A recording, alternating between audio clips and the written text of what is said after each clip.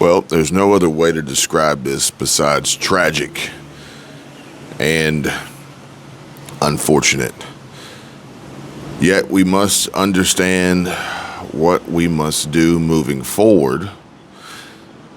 After 4 killed, 5 dead in total, including the shooter himself, 9 injured in addition at the Old National Bank by a former employee. And folks, I'm going to tell you guys right now, this isn't a matter of gun violence. This is a matter of mental health. Now, we could spin this and say, the banks aren't safe, but that would be inappropriate at this point in time, and would require further clarification. As, in my opinion, I think everywhere should feel safe.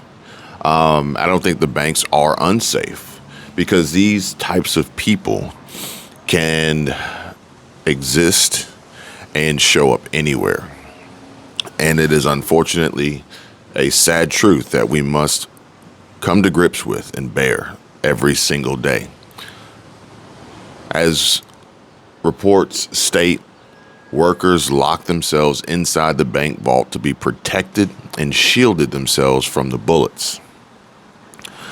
Police response and decisive action to protect the bank vaults, in comparison to the children in our schools, is mind-blowing if you ask me. 3 minutes time.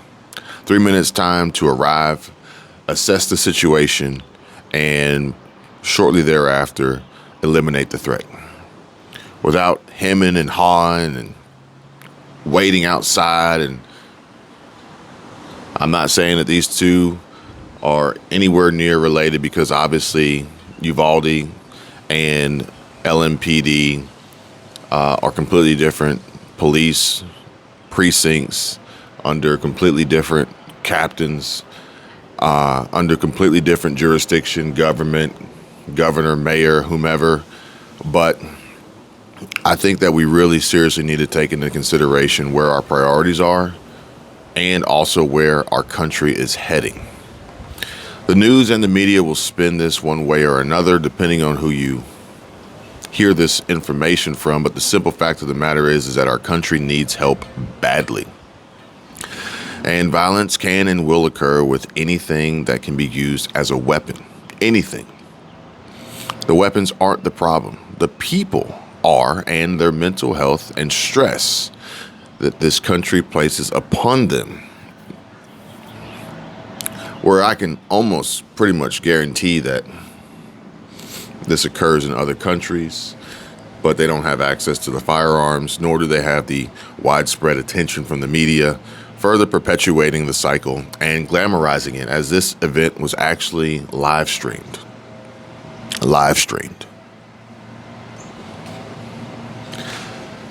Kentucky is a constitutional carry state. Number one, we have to be prepared to protect ourselves. Fortunately, the LMPD stepped in and made that happen very quickly for those who are still with us today.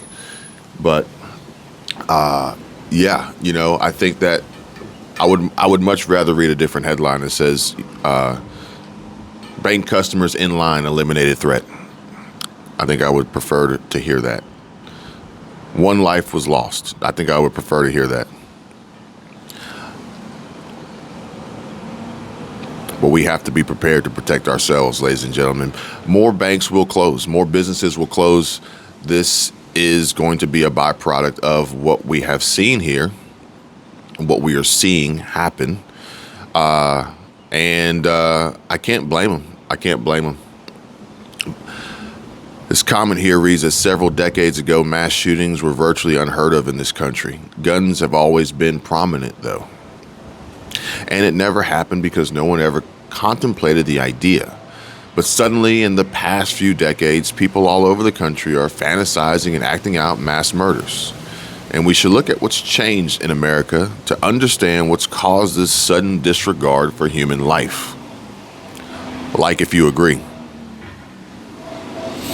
Now, I want to play this clip here from the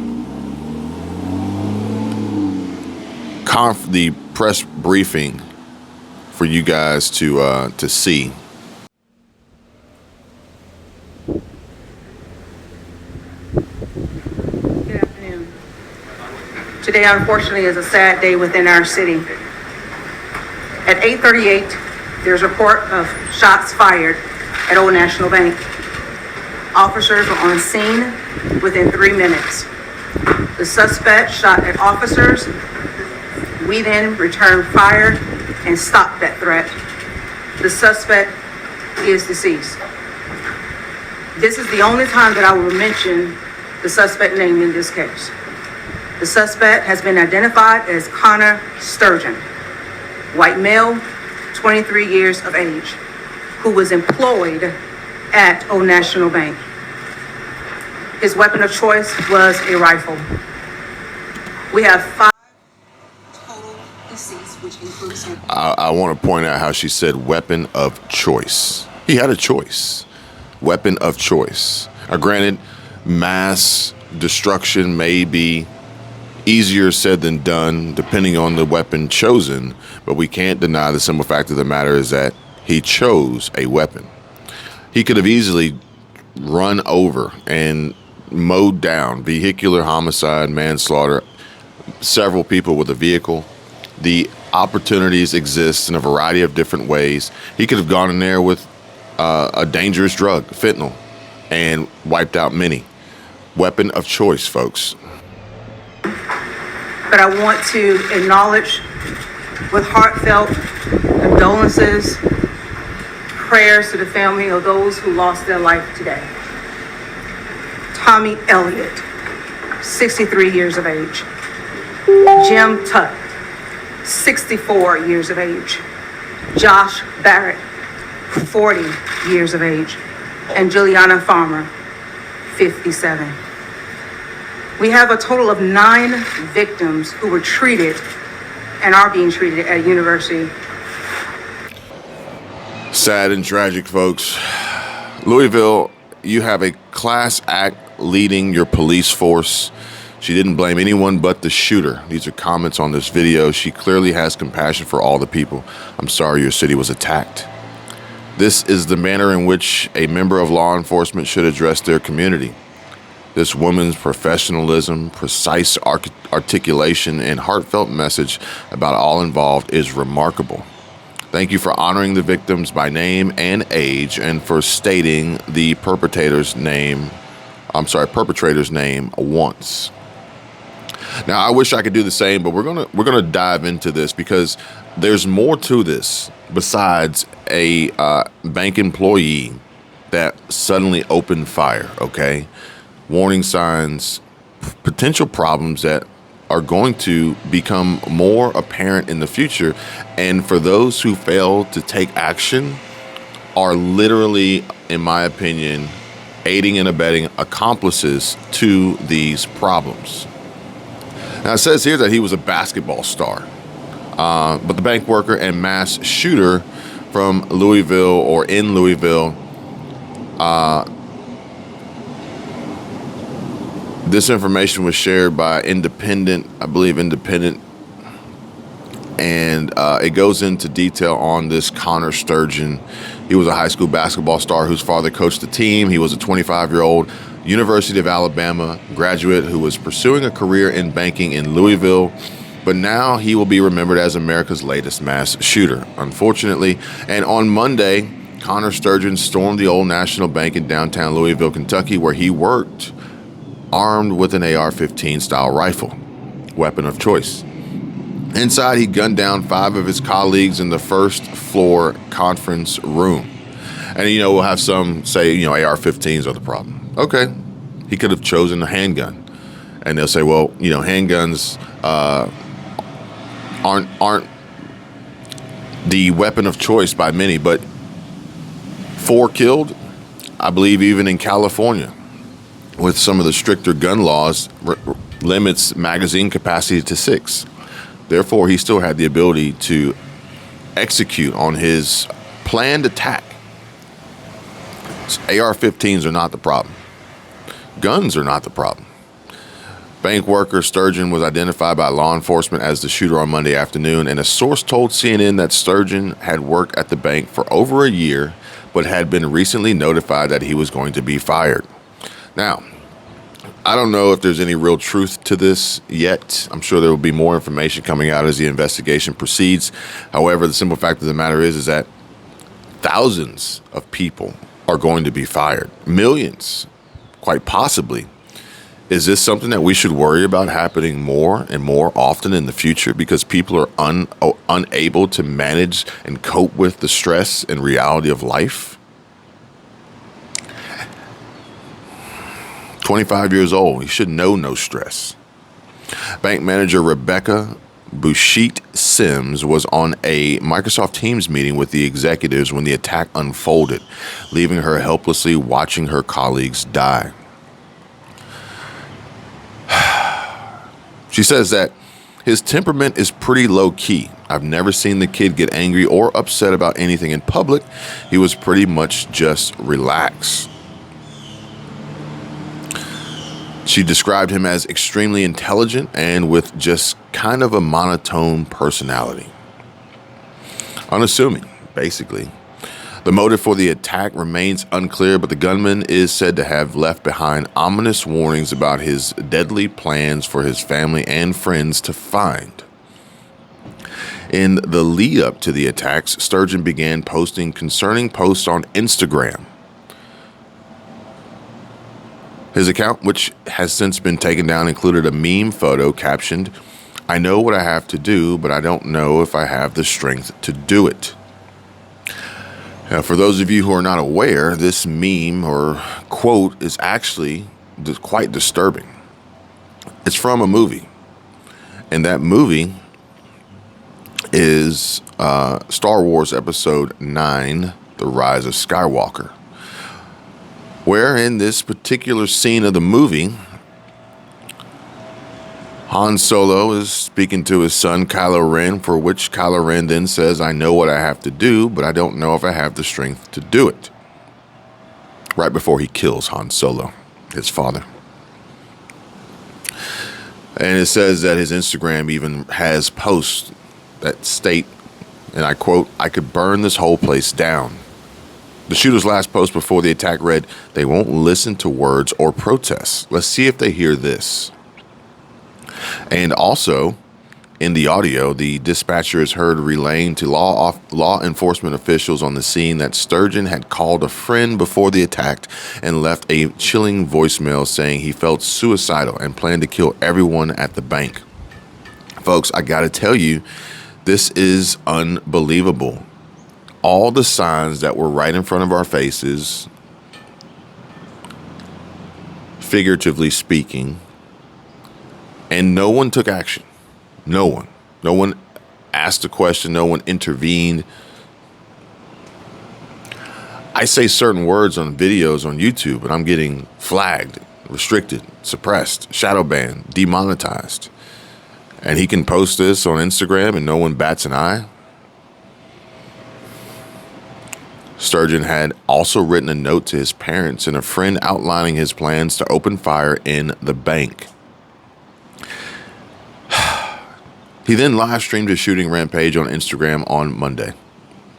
You gotta be kidding me. You gotta be kidding me, folks. Now we're going to get into the part of the article where we can justify his mental illness and unstable state. Although graduate of the University of Alabama, pursuing a career in finance, but he's got a problem because he has suffered many concussions, multiple concussions while playing football, so much so that he wore a helmet on the basketball court. Meanwhile, classmates said that he wondered if his injuries were linked to Monday's shootings, given the wider awareness around chronic traumatic encephalopathy, CTE, today. While a student in Alabama, he detailed his struggles with self-esteem and making friends.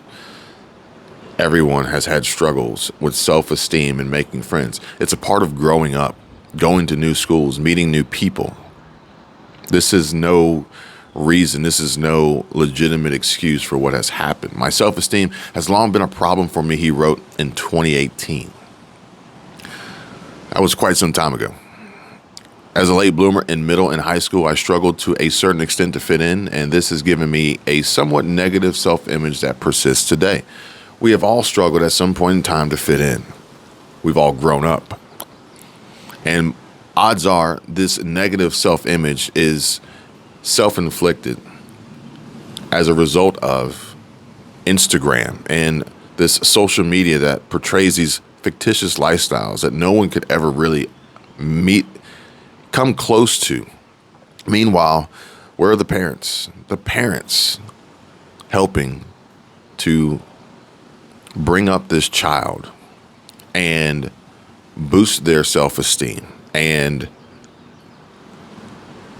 help them grow to be a meaningful addition to society. What were they doing?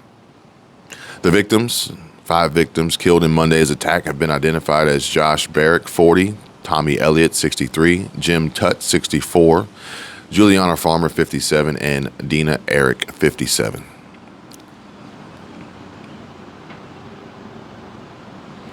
So sad. 2 of the victims were friends with Governor Andy Beshear, and he said, "This is awful. I have a very close friend who didn't make it today." Unbelievable. Now, here's where I have quite possibly the biggest problem with it all, and this is ignorance. President Joe Biden put out a statement about the shooting on Monday. Once again, our nation mourns after a senseless act of gun violence. When will Republicans in Congress act to protect our communities? This is not about votes. This is not about left or right. This is not about conservative versus liberal. This is not about any of that other BS nonsense crap, okay? The weapon of choice was an AR-15, but senseless acts of violence can occur no matter what weapon, okay? We have seen this before. And this has nothing to do with Congress acting and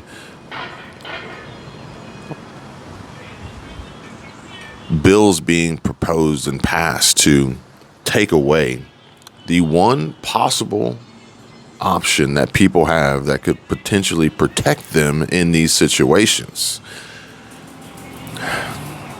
Meanwhile, a second shooting was reported nearby, although potentially unrelated.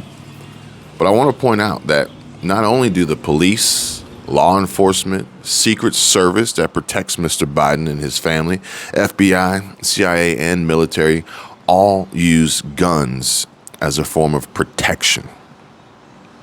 The same guns that ended this threat yesterday.